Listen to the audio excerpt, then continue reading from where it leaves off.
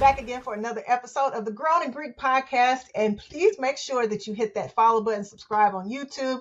You can catch full episodes wherever you listen to podcasts. And trust me, this one right here is one that you do not want to miss. So make sure you tell a friend to tell a friend. All right, so we're getting started with this. She hails from the heart of Alabama. She's born with brilliance and built with resilience. She's an engineer by trade and a boss by nature. She's the senior manager of engineering operations at United Launch Alliance. And oh, did I mention that she has literally launched and helped to launch rockets to Mars? Mm-hmm. She's a proud product of Alabama A&M University, of course, an HBCU trailblazer. She's a dynamic motivational speaker who leads, lifts, no pun intended. She's a dedicated member of Delta Sigma Theta Sorority Incorporated. She, of course, embodies excellence, grit, and straight up boss assery. Mm-hmm. Yes, she does. Please welcome to the podcast, Tinesha Ross. What's good? You got it. I love it. I love it. I love it. I'm so excited to be here, and I've been waiting all week for this moment. So thanks for having me on this Growing in Greek podcast. Looking forward to connecting with you, the audience. You have it. So let's get rolling. Well, I'm excited too, because like when I found out from Devin, who's been on the podcast, long time friend of both of ours. Yep. But she was like, "Yeah, I got the part. You know, I want you to meet Tanisha, and she's a rocket scientist, like casually." And I was like, "What? Wait, what? Wait, what?" And so let's start there. You know, your backstory is full. You know, like I said at the top, of resilience, and you know, you coming from. I say humble beginnings because it's Alabama, you know what I'm saying? But as a kid, coming from Alabama and going through some unimaginable loss and hardship and losing your mom, all of that. Let's talk about that and what shapes your purpose and your possibilities today. All right. Perfect. So, yeah, growing up was pretty rough for me. Like we said, I'm originally from Fairfield, Alabama, right outside of Birmingham. And my mother was killed when I was 9 years old, and she was 29 years old, so very young. And it was from a house fire, but she was abused in her relationship. And so, you know, every time my mom would and her boyfriend would fight, my mom would just love, she just threw glasses or dishes. She would just break items. So whenever we would hear those glasses or dishes breaking, my siblings and I would just know to get up and go walk to Fairfield Police Department because we knew they were fighting. But that morning was different. I heard glass breaking, and I got my siblings up, let them know we need to walk to the police station because they're fighting again. And as we approached my mother's bedroom door, we saw smoke coming from under the door.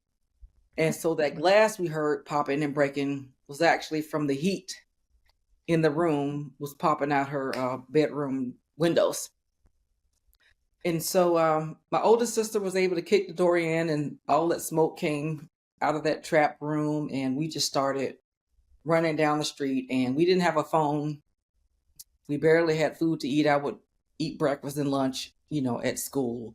But some neighbors heard us around 2 or 3 in the morning, and we were screaming, running. It was cold outside. We didn't have socks or shoes or anything on, and they were able to call the fire department.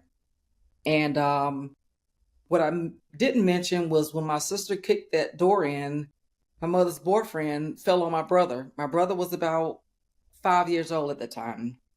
And so we were so ready to get downstairs that we actually left my brother behind. And so, but when the fire department arrived, they were able to find my brother and get him to the hospital. He stayed in there for about 3 months because of smoke inhalation. Her boyfriend sustained burns. He actually had to go do several skin grafts, but he did survive. But they couldn't find my mom. And that was because, or attributed to, 3 weeks before that fight, 3 weeks before the fire, they had a fight. And he broke her leg in that fight. So my mother was on a cast. and she hadn't been on that cast in that cast long, so she didn't know really how to walk without her crutches. And so they didn't find my mother until they put the fire out, and of course it was too late. So that was pretty challenging for me because I was 9, fourth grade, and then going to sleep, and my mother was here. And then less than 24 hours later, she's gone. So that was pretty challenging for me, but my support system helped keep me squared away and strong and make sure that I was on the right track. And counseling helped as well. I don't think people really understand how important counseling is, but I wouldn't be here today and able to speak to you or do any of my motivational speaking without going through counseling. But yeah, growing up was pretty rough as a young kid. Wow, wow, wow, wow, wow. To hear it, we got acquainted before, but to hear it. Yep. So, what was the shift for you? Like, you learning to dream, Mhm. learning to have a vision, being a survivor of something so, like, oh my goodness. So And I would say at first it was Girl Scouts. First of all, I think that was the one of the first times I wore a skirt because I was so you had to wear skirts and everything to dress up for Girl Scouts. And I joined Girl Scouts, and right before that, everybody in my neighborhood kind of lived the same. So I didn't know how other people lived until I joined Girl Scouts. That's when I started having sleepovers, going to camps, and I was like, wait a minute, everybody's not living the way I live. And then actually I was introduced to real money because back in the day, I mean, they have these fancy EBT cards right now, but we had that booklet and you would pay for your goods and services with food stamps, and then they would reimburse you with food stamps unless it was coins. And so seeing real money, I was like, whoa, this is not what I'm used to. And I started just asking about how do you get to this and so on and so forth. And then learned a lot about college when I got to middle school. And I'd like to thank my band director, Mr. Carlton Wright. He was my band director at Forest Hill Middle School as well as Fairfield High School. He's currently the director of bands right now at Alabama A&M. My basketball coach, Miss Spurlock, my softball coach, Mr. Ramus, they all saw something in me because I was angry initially. Like I said, I went to sleep one night and my mother was here, and the next day she's completely gone. No answers to the questions I had, and I just had this built up anger in me. I didn't know who to be mad at. And so they had me channel that energy into, my sports, softball, basketball. Coach Spurlock was my basketball coach. And then I started playing trombone. And so then I started getting exposed to everything. And so that negative energy was, able to be channeled into my extracurricular activities. And I did pretty darn well in those. And that's when I found out a lot about next steps, and it was about college. And so they started preparing me, getting me exposed to different things, different activities. And so, yeah, I would attribute that to my coaches and my mentors and my teachers starting at middle school. so you ended up at on the hill, Yes, as they ma'am. say, Yes, at ma'am. Alabama. Why HBCU? What made you go that direction? I knew that I wanted to be in a good marching band. And when I say good marching band, one that gets down. Uh, I also wanted to be, of course, in the band with that would fit and suit my marvelous personality. Uh, and also, when looking at schools, I had to make sure that whatever school I chose had the field of study that I wanted to major in. So, my band director, I never forget it. We had the Arthur B. Wesley, who was the current director of bands at Alabama A&M during the time I was in high school. Came down to Fairfield High and started auditioning students for band scholarships. And so my band director told me what time to show up, and I auditioned, and I got a scholarship to Alabama A&M University. Got accepted, and it wasn't too far away from home, and the rest was a no-brainer for me. They had my major and everything, so it worked out perfectly. That HBCU experience is something that you just can't match it. You can't top it. Absolutely. Now you knew you were like a science phenom and all of that as a kid, so it ended up being engineering, right? You're correct. Well, actually, what got me into engineering was my social worker, Rosalind Franklin. And I didn't know exactly what I wanted to do when I graduated. I knew I had pretty decent grades. I was within the top 10 of my high school graduating class. And there was a summer camp at the University of Alabama in Huntsville. It was the year that OJ was running in that Bronco. I never forget it. Like, get off the interstate. I'm supposed to be at this camp learning, but all the TV is on you. But and so when I went to that camp, I was exposed to various fields within engineering. You know how you just hear engineering is like a blanket term, but there are various fields in engineering. And I spent a week. So I was exposed to various fields of electrical engineering. We got to stay a full week at University of Alabama in Huntsville on campus. You couldn't tell me nothing because I was away a week, and I felt good being on a college campus. And when I got back to high school, that's right around the time when your teachers and things like that ask you, basically, what is it that you want to do when you grow up? And I had the audacity to say that I wanted to become an electrical engineer. This adult, individual, influencer at high school told me that I needed to set realistic goals.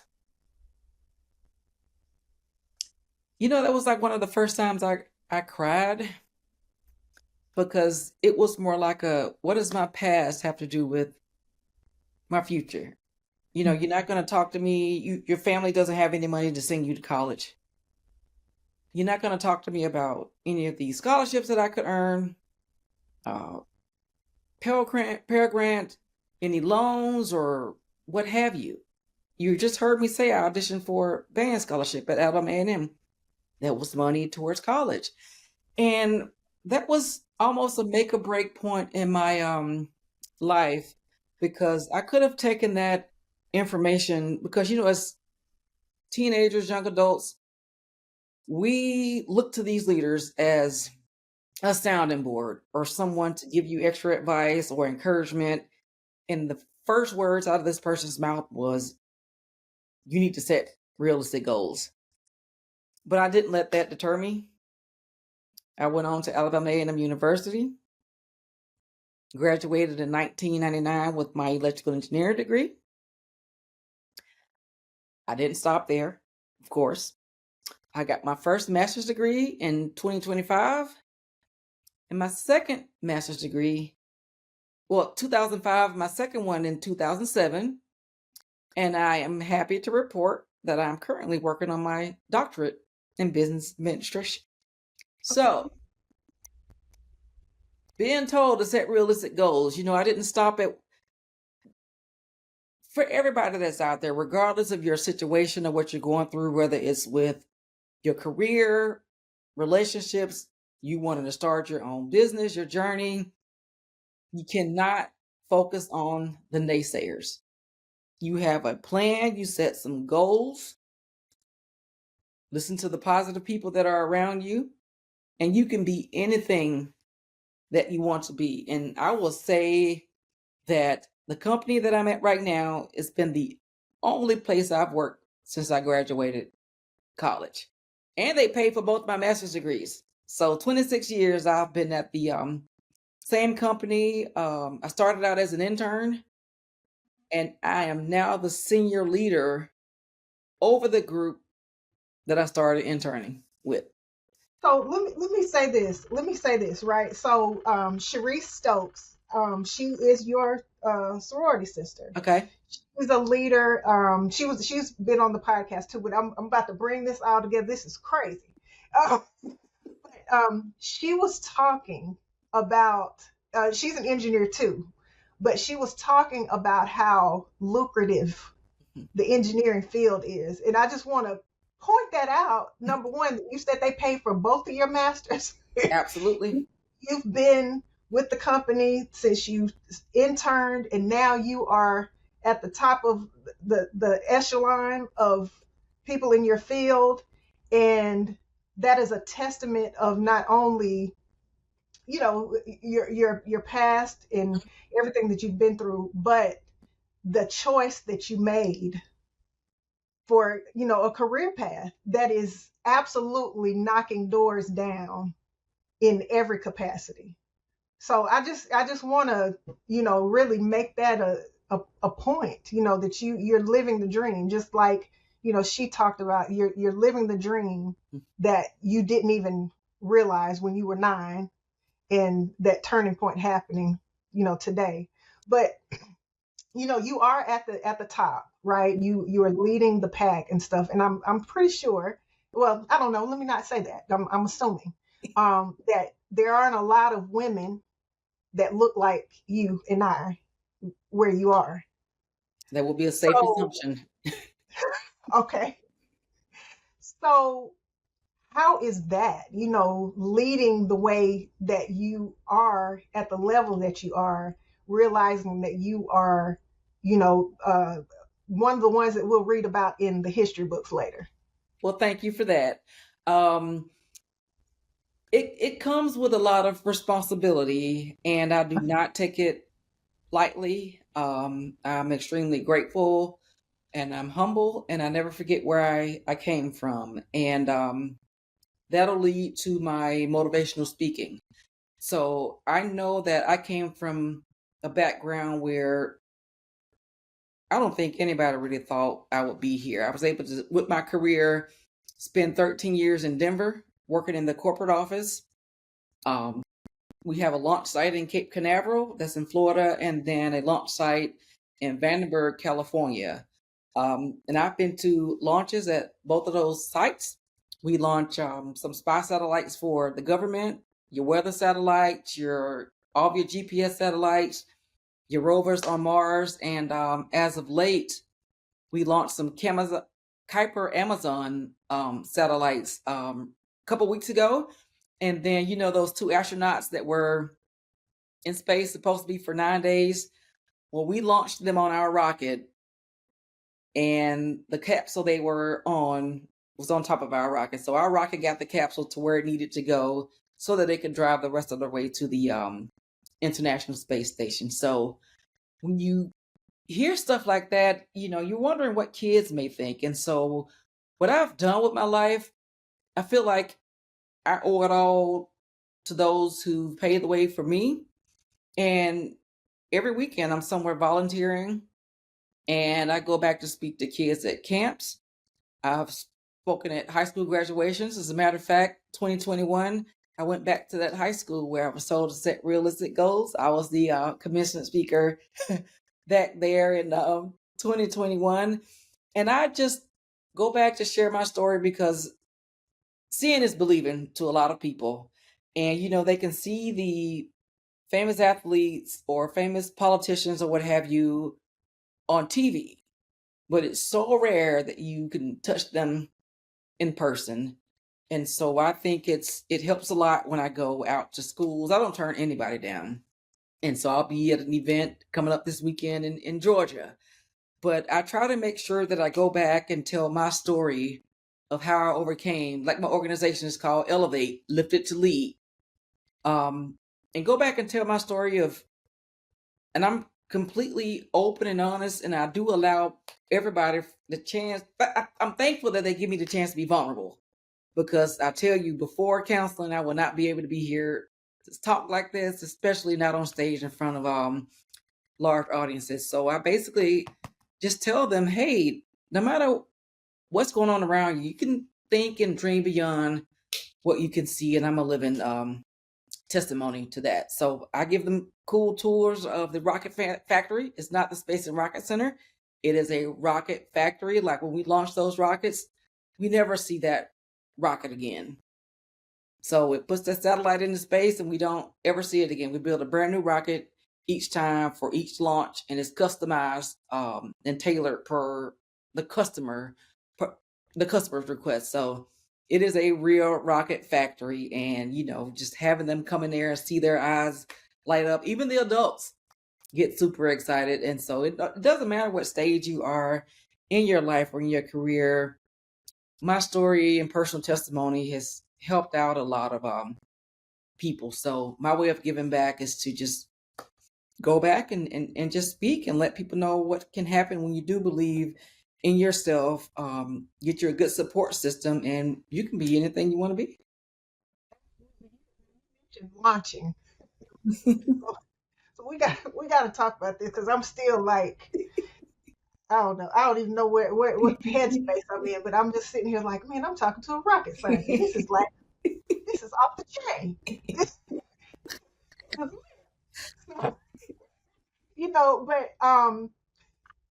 little backstory I want you to talk about or whatever. But in 2020, right? Mhm. You launched. Was that the first one? The Perseverance Rover. Yeah. Yep. First So to that wasn't the Mars. first one. That was one of many, but that was the Oh, one that got a lot of attention. And I think the reason why it did was because it was during COVID. We were yes. all forced to do nothing but what? Look at TV. So we launched that rover in 2020. And then a few months later, the rover finally landed on Mars. And then it was broadcasted on all news networks. And so nobody had a choice but to watch it, because during COVID, we were just watching TV. And it Right. was so funny. What was so funny about that was, like I said, I've been doing this since I graduated or even interned. And I did an interview with the Space and Rocket Center to talk about my company's role in that mission. And we built that rocket that you saw that lifted that rover and took it to Mars. We built that right here in Decatur, Alabama. Like right here in Alabama. And a lot of people don't know that. And so I did this interview, and it aired. And Devin was the one that called me and told me that it was out there, because I didn't even know. And everybody started sharing it and sharing it. And then next thing you know, Fred Davenport's calling me. I'm in Denver at the time. Calling, talking about an interview. I was like, hey, wait, what's all of this excitement about? I do this every day. I've been doing it every day for 20 something years. They knew that I was an engineer, but did not know exactly what I did until 2020. So my family wasn't even really aware of exactly what I did. So with that launch and that landing, a lot of people learned a lot about T-Bone from Fairfield, and I'm grateful for that, because, like I said, a lot of the calls and requests for speaking to the young kids picked up.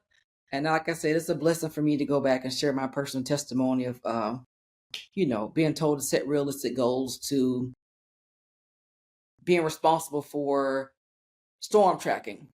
If we didn't have those satellites in space, you couldn't get no weather or predict hurricanes or tornadoes. Or everybody loves Apple Music. There will be no Apple Music, no Siri, if there weren't rocket launches to put these satellites into space. As far as our national security, whenever our troops are out to war, we launch satellites for them. There are some spy satellites in orbit that I don't even know what they're going to do. But the Space Force knows exactly what they're going to do, and it helps aid our troops when they're out to defend our country. So that was a pivotal point in my career, launching that rover, and then watching it land. It was all on all TVs, and that interview was released. I'll send you a link to it. It was a simple video, and it just went viral. How did it feel? Like how did that feel? I Uh, laughed at first because I was like, like I said, I'm a very humble person. And my friends tell me, you're not a regular person, T-Bone. I said, well, yes, I am. And they're like, no, you have a story to tell. You've gone through a lot. You've accomplished a lot. But I finally embraced being called a rocket scientist because I thought it would come across as being arrogant. But one lady at church told me, you can't dumb down what God has done for you or the role that he's played in your life. And so up until recently, I would just say I work at this company, but never would say exactly what I did. But eventually it settled in. And when kids were asking me for my autograph, I was like, wait a minute. So everybody. Do you know like how many autographs you've signed to this point? Because man, like that's crazy. Yep, and they wanted to take pictures, so the kids are all lined up. It's like, Miss T-Bone, can you take a picture with me? So I was like, oh man, so that kind of is taking some getting used to, but I do let them know that, hey, I'm a regular person, just like you, and like I said, you can accomplish anything you set your mind to it. So let me ask you this: is there life on Mars? Is there life on Mars? Is there We are what? still trying to figure that out, and that was the purpose of the rover, and it was to go, see if we can get samples of life, if there's water, or if we can even live on the red planet in general. So, still trying to test that out, which is why we use robots and can't send humans right now because we don't know just yet. Now, how far advanced is that technology or that science, and like when do you think that those questions will be answered? I think if I had to guess, hopefully in my lifetime, but at least maybe I would say 15, 20 years, hopefully sooner than that, because the rover is taking the samples, but we have to find a way to get those samples back to Earth to see exactly what they're saying, or what kind of data they're giving us. So we're actively working with NASA and trying to get that all figured out. But right now we're trying to work on going to the moon. So while we're working on seeing if we can live on Mars, we're trying to get to the moon. And that's going to be my screenshot right there for this episode when you said the moon. I'm like, just casual conversation. We're talking about the moon and launching rockets and stuff. So yeah, so those are the conversations we have daily at work, the ways we can update and modify our launch vehicle to get up there and put astronauts up there to check it out. So that's something that we're currently working on right now. Yep. Absolutely amazing. So yeah, we gotta follow this story for man, this is wild. Yeah, you keep the podcast going and then we'll circle back in some years. I'll give you an update. There we go. Well, and we got to talk about Delta Sigma Theta. Yes, ma'am. Yes, ma'am. D9, and Delta has been on the front lines of social change and community uplift, and bring innovation and opportunity for the community, and so you do a lot of work, as you mentioned, with trying to prepare the next generation of leaders and opportunities to commune with each other and develop ideas for tech and all of that stuff. But and HBCUs play a role in that pipeline too. So what do you think are some ways or pathways that we as a D9 can start really funneling that pipeline into HBCUs and ultimately into spaces that lead for the next generation? You know what? In all honesty, I think it starts with things like this podcast. In sororities, we all have our community outreach and volunteerism. And when I go volunteer with the sorority, we have STEM opportunities, science, technology, engineering, and math, where we may go out to a school and I'll be the featured speaker to talk about STEM. And we talk about various careers. But There are so many amazing people in the D9 that are doing some amazing things. I'm just hoping and praying that we get more platforms just like this so that we can be exposed to the community more. I believe in exposure. Exposure is key, whether it's getting a kid to step outside of its comfort zone to see what life is like outside of their circle, or even with exposing the D9 professionals and whatever careers they're pursuing. I think that is absolutely key. And I think podcasts or forums like this will help get that visibility of the D9 and what we're actually doing. We are here. This is real out there. So more platforms to where we're exposed. I do see that, like when there's going back to politicians, because life is all about politics now. You will see that they will highlight political activists or what have you and say HBCU or D9 because they're doing something on CNN or what have you. But we need more opportunities to where those that aren't involved in politics are exposed to the public, because we are doing some rock star things, and the rest of the world and the community just needs to be aware or exposed to us. Because yeah, that's the whole mission of the podcast. Is I've just been fortunate to meet a few of the millions of us there are, but stories that you could, growing up, especially where we grew up in Alabama, you the cliche thing is, we from the country and we don't blah blah blah blah.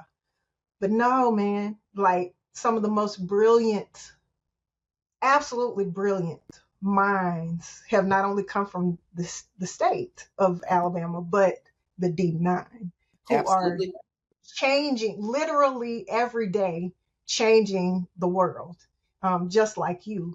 So let me ask you something. Okay. If you could go back to your 9-year-old self, Mm-hmm. what would you say to her now? What would I say to little old T-Bone from the hood? I would say continue to dream big. Take risks. Most importantly, I would say be yourself. Be true to who you are, because we're all made for a special purpose. We're all unique for a different reason. I don't want to be around everybody like me all day. I don't know what I would do if there were 5 of me in the same house. I wouldn't like that. But embrace your differences. You may be the black sheep and the one that wants to say, I wanted to go to engineering school, and nobody around you is even talking about their next steps in life. Believe in yourself. Stay true to yourself. Don't be afraid to ask questions, because you don't know what you don't know. But and then, like I said, I have this tattoo on my arm that says "Keep going," and I will tell the little old me to keep going and have faith and believe in yourself. Another kind of layered question, Mm-hmm. but did you get it right? Did you get right your choice in engineering, HBCU? Did you get it right? And how do you speak to that Mm-hmm. and give some, more advice to, the next generation? Mm-hmm. So I think I got it right. And I tell people every day, if you don't wake up every morning excited about what it is that you're going to do at work or in the community, then you need to find something else to do. And so I think I got it right, because over the past 26 years, like I said, I've been exposed, and I have a 23-year-old son. His name is Chris. He lives in Denver. he didn't want to come with mom back to Alabama, but I was able to expose him to different cultures, different backgrounds, you name it. He had a passport before I did. But it's, again, exposure is key. So I feel like I got it right because I was able to move. My company moved me to Colorado. They supported my drive. They supported my community activities. Because some of the times I was going out in the name of the company to support certain events. Actually was a speaker at a United Way banquet in Denver. It was over 300 people there. I was able to meet Dr. Mae Jemison, the first woman of color to travel into space. And being able to move back to Alabama and move up in my career and go back to be the freshman convocation speaker at Alabama A&M. Never in a million years did I think I would be doing that. I remember sitting out there in 1995 at the torchlight ceremony welcoming all freshmen. Never in my wildest dreams did I imagine that would be me doing that someday. And I was blessed with the opportunity to do that in 2021, which I was the keynote speaker for the torchlight ceremony and welcoming all freshmen back. And so I know I got it right because doors continue to open. And it reminds me that I'm on the right track and to keep doing exactly what I'm doing. I am able to be impactful. I consider myself inspiring, have a story to share. And those are indicators that let me know that I've gotten it right. You know, the phones are still ringing.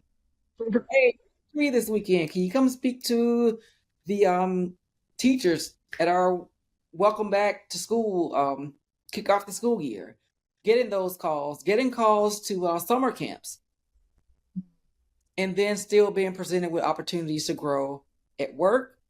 And lastly, being invited to a podcast such as this. So that lets me know that I got it right. When, you randomly get thank you letters from a kid that you spoke at an event maybe 6 months ago.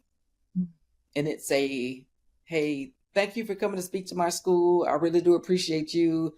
It can be just one person. My goal and my mission is whenever I go out, I don't have to captivate the whole audience. I ask God to just let me touch one person. And to me, that is success. So with all that being said, those indicators have just demonstrated that I've gotten it right. Is everything perfect? Absolutely not. But I do believe that I found my calling and that I've actually got it right. So speaking about that, 5 years, 10 years, what would you love to see the result of your work being? A packed arena full of men, women, boys, girls, with me at the podium or on stage, speaking about whatever they called me to speak about. So I love what I do launching rockets, but I also love giving back to the community. So I see that, and I actually have it on my mirror. I printed it out. It was a picture just on Google in general, and it was a lady standing at the stage, and somebody behind her took a picture of the full arena, packed arena. And that's actually on my mirror in my bathroom. That's people have vision boards. I have a vision mirror, and that's one of the pictures that's on that mirror. And that's something I want to see for myself in the future. I also want to be an executive in my company. And if it's not with my company, just an executive in general, because I feel like I can lead and inspire people to believe in me and follow. There are some bosses out there or managers, they're not the same as leaders.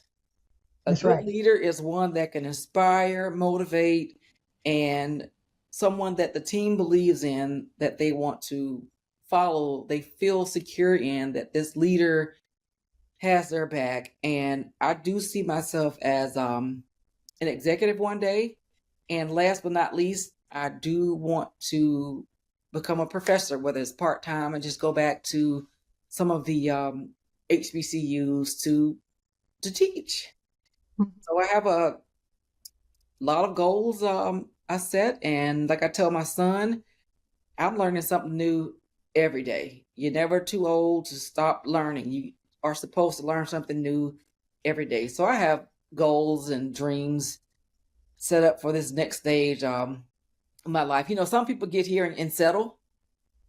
I still have an entire to-do list, and I'm going to make the best out of the life that God has given me. And what I always sit back and think about, I could have died in that house fire with my mom, but I didn't. And I do believe he left me here for a purpose.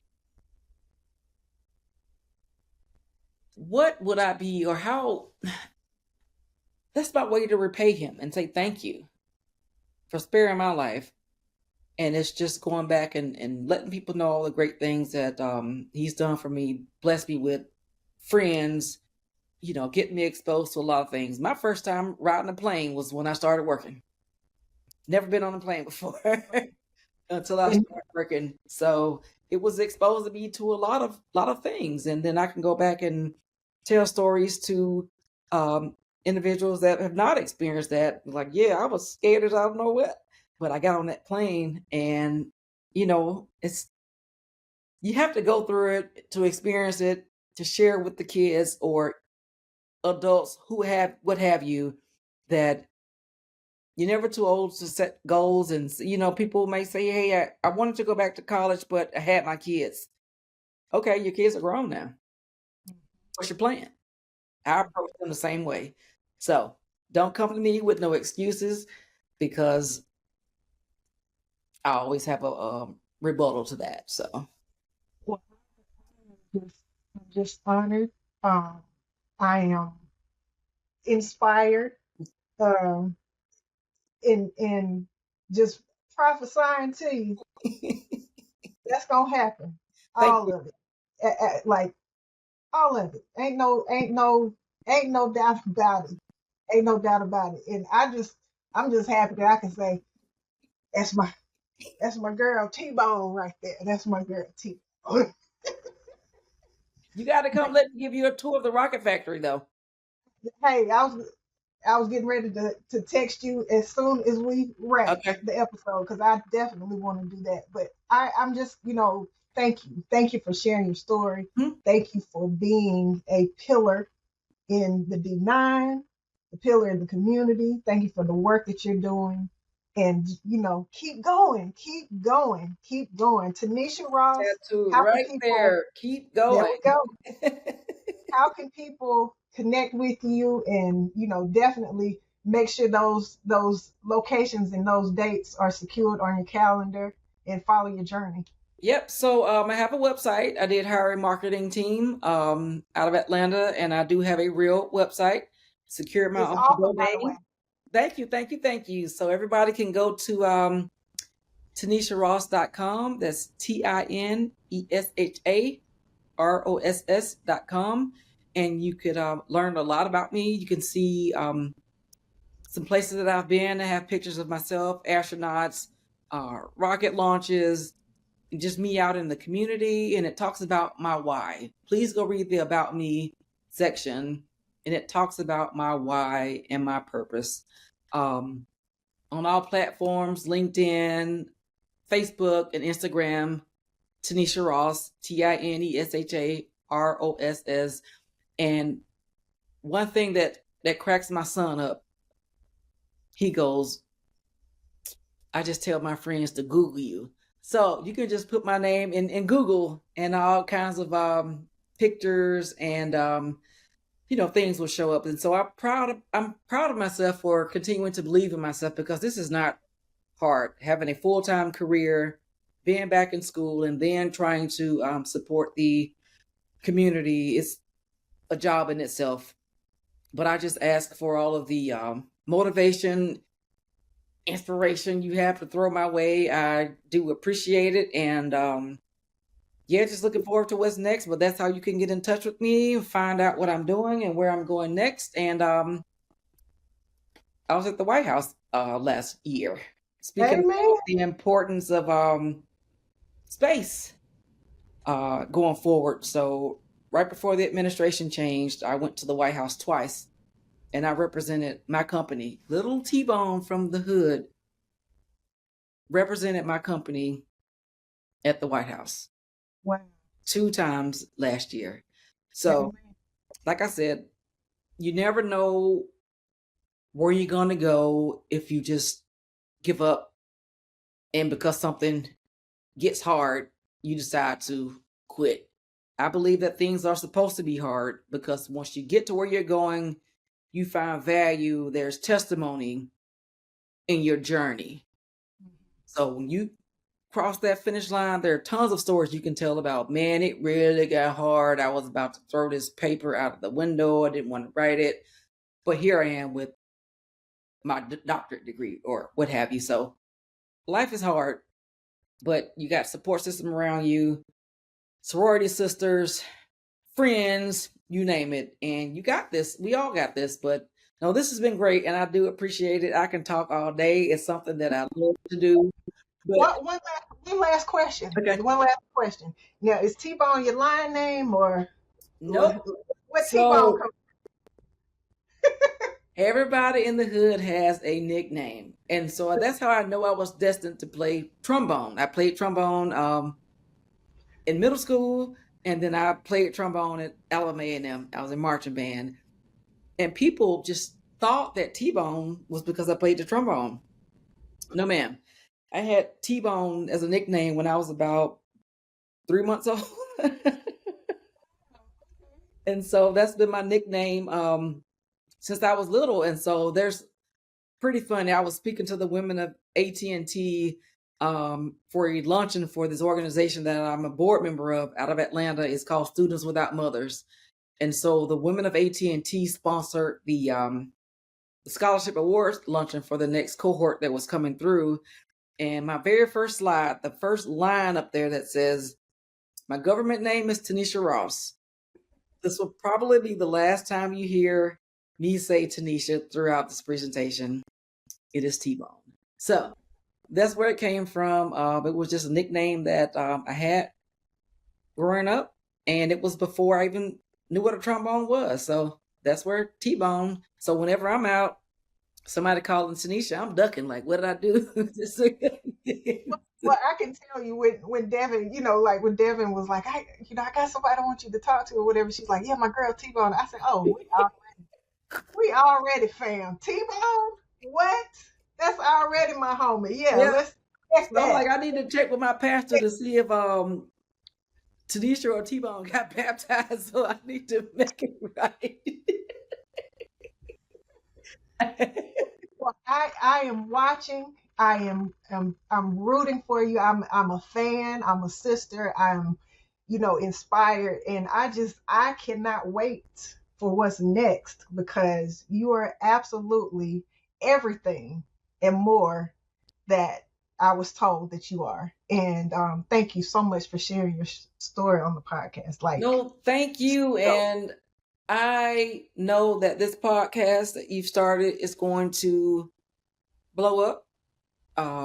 You're going to have even more guests on here that has a story, that are doing some great things. So I'm thankful to you for stepping out on faith and believing in yourself, for starting this podcast and then continuing on this journey as your way of giving back to the community, and then exposing the great things that the grown and Greeks are doing. So we are out here doing things, but I appreciate you for this forum that allows us to be exposed to the community and the next generation. So hats off to you, and thank you for everything. well, we are all We are all great. I pray that God is pleased and we can just celebrate and call and all that stuff, step, stroll, all that one day. When we all make it, that's gonna be a grand day indeed. Amen. T-Bone, thank you so much again. And y'all please make sure that you share this episode. Make sure you like, subscribe, comment, and all on all podcast platforms. Follow us on social media and watch this on YouTube. We're gonna have another one again. Tanisha, we're gonna come back for to do a check-in at the next launch. Okay. So, okay, cool. You can support Grown in Greek by subscribing to the podcast, shopping our exclusive luxury accessory line, or purchasing books from the D9 Book Club by visiting our website at growningreekpodcast.com. Don't forget to like, comment, and share on social media at Grown in Greek Podcast. Thanks for watching.